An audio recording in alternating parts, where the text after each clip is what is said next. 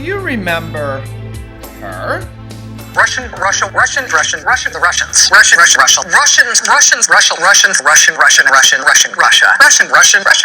Moscow. Russian. Okay, stop. It's enough. I can't even listen to it anymore.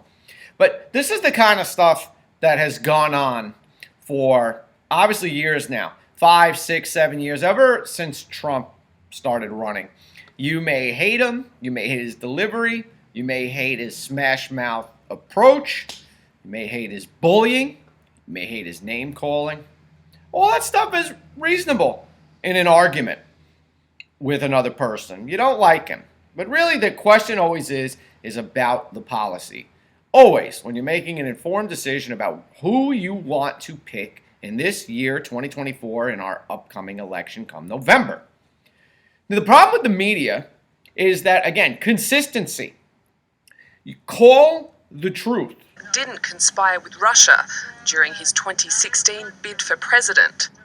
That's the conclusion of Special Counsel Robert Mueller's 2-year investigation. There was no collusion with Russia, the most ridiculous thing I've ever heard.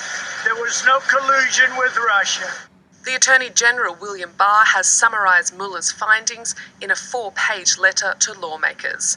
It says Mueller found no conspiracy, despite a number of offers from Russia-affiliated people to assist the campaign.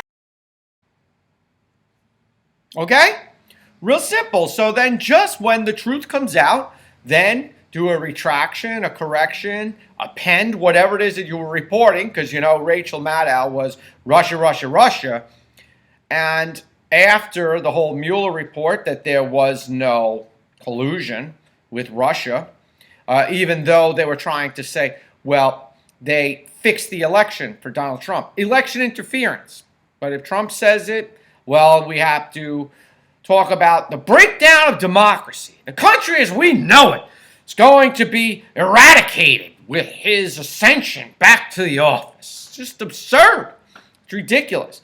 So MSDNC, CNN and the like, they didn't use that same amount of power and influence to peddle then, we got it wrong, here's really the truth. No, they didn't do that, because obviously we're living in this world of corporatism and partisan politics, and the networks then are carrying that propaganda and message.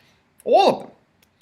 So now we're reaching back again into the future. All right, so once upon a time, we're going back to the future. Once we go back to the future is going to be what the past was, which is we're going to start up the propaganda machine again. So take a look at this. Anything noteworthy, something substantive and important. The reason I'm saying this is, of course, there is a reason that we and other news organizations have generally stopped giving an unfiltered live platform to remarks by former President Trump. It is not out of spite. It is not a decision that we relish. It is a decision that we regularly revisit. And honestly, earnestly, it is not an easy decision, but there is a cost to us as a news organization of knowingly broadcasting untrue things. That is a fundamental truth of our business and who we are. And so his remarks tonight will not air here live. We will monitor them. If you're careful, then you can catch the semantical arguments. Knowingly, right? So knowingly passing things to be untrue. So just using the word knowingly is then a callback to all the Russia stuff for this particular example. Oh, well, we at the time, they could always counter-argue, we at the time believed that this was true, this collusion, even though they'll probably go down with the ship saying, well, Trump colluded with Russia. Now, an entire 2-year report by Mueller came to the conclusion that they didn't collude with Russia. Trump wasn't absolutely and unequivocally exonerated either. So let's call it, again, consistently the way it is. Who knows? But there is no conclusive, unequivocal, inarguable evidence to show that he did collude with Russia. Election interference. Okay? But of course, You didn't have any of the Biden laptop that came out because voters, because the DOJ or the FBI, they suppressed releasing all of this Hunter Biden laptop from hell information. And if they didn't, and it would have came out, there might have been a lot of voters that may have said, I'm not going to vote for Biden. I am going to vote for Trump in light of all of this insidious behavior and connectivity to shell companies and dark money coming in and potentially lining the pockets of the Biden family. People might have thought differently. So one could construe that might be election interference. What do I know? Don't listen to me. I'm a total moron. Obviously. So we're going to jump from Rachel Madcow to Jake Tepperhead as he is leaning away from Trump in his Iowa victory in the primary. He kind of just ducks out Trump's speech. And let's see if you can catch the little bit of propagandized language in Jake's remarks overlying Trump's Iowa victory speech. Let's watch. Historically strong showing in the Iowa caucuses. If these numbers hold, the biggest victory for a non-incumbent president in the modern era for this contest. A relatively subdued speech as these things go so far, although here he is right now under my voice. You hear him repeating his anti-immigrant rhetoric.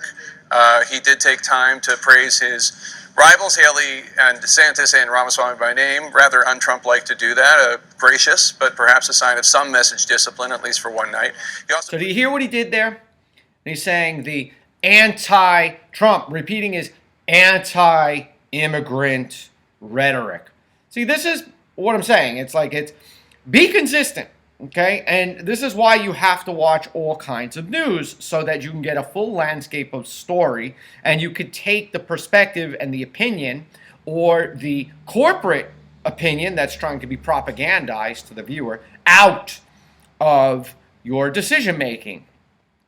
So he's saying anti-immigrant, Trump's anti-immigrant message. From day one, this guy is not anti-immigrant. Probably got a lot of immigrants that work for him. He keeps saying the same word over and over. Illegal immigration. That's what he is against. But you have, let's say, a CNN viewer or the CNN propagandists and keep repeating the same lie.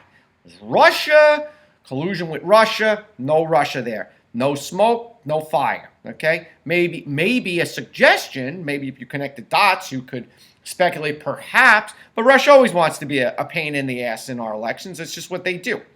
But we want to be a pain in the ass in other people's elections as well, because we want to see the people get in there. That will be best for us to deal with in international politics, right? Why not? So Russia's doing the same thing. They thought maybe Trump would be a friendlier person to deal with than Hillary Clinton. Then again, Hillary Clinton, what did she care about the whole Russia situation? We didn't have anything going on in Ukraine. They were so concerned about Trump going into office. He's got the nuclear codes. He's going to start World War III. He's going to crash the economy. He's going to be a fascist. He's going to be a dictator. He's going to be an authoritarian. We have 4 years of Trump. Did any of that happen? No new wars. Didn't fire bullets. Took out ISIS. Took out ISIL. Had a great economy. Didn't start any new wars. Didn't transmit the nuclear codes to the person to press the button. Right? Wasn't an authoritarian. Wasn't a dictator. Democracy held. And he was kicked out of office. Whether or not you believe he did or did not win. Democracy held. Okay? So, now you got the Biden regime here. Ukraine, Israel, Hamas, saber rattling in North Korea with no peace with South Korea. Okay, you have an inflammatory economy, inflation, high energy costs, high food, right? Also, record low unemployment, record stock markets. You're the president, you get to make the victory lap, right? But again, call it the way you see it. All these things are going on in the Biden regime. Okay, I don't think CNN and MSDNC are pointing to everything going on with the Hunter laptop. They're not talking about or spending any time talking about all the shell companies attached to Hunter Biden and James Biden and Joe himself, Are they talking about that? Are they following the money? Where's that money coming from? What did he enrich himself with? Are you spending any time looking at that? So again, you have to watch the full landscape of news in order to make an informed decision. Why? Because the truth is the truth and irrefutable. Fortunately, you got a lot of propaganda and political perspectives trying to murk the waters and try to cloud your informed judgment. So again, be consistent. Look across the whole landscape of news before you decide to make any information that makes you a better person, happier, wiser, and more balanced. What's wrong with that?